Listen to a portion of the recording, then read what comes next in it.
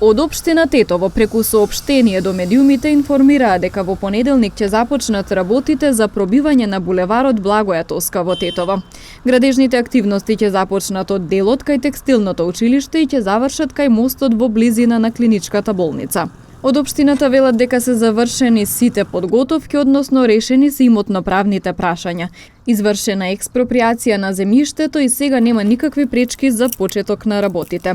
Оттаму додаваат дека тоа е еден од најзначајните инфраструктурни проекти што ќе создаде многу подобри услови за сите учесници во сообраќајот. А булеварот Благоја Тоска е главната клучка на градот, бидејќи со пробивањето ќе се олесни сообраќајот на другите две главни оски во градот. Инаку активностите за негово пробивање започнаа во јули минатата година со рушење на објектите кои се наоѓаат на потегот каде треба да поминува овој булевар. Работите беа сопрени поради несогласување околу експроприацијата на земјиштето на неколку граѓани со локалните власти. За овој проект се одобрени владини средства преку ТАВ програмата.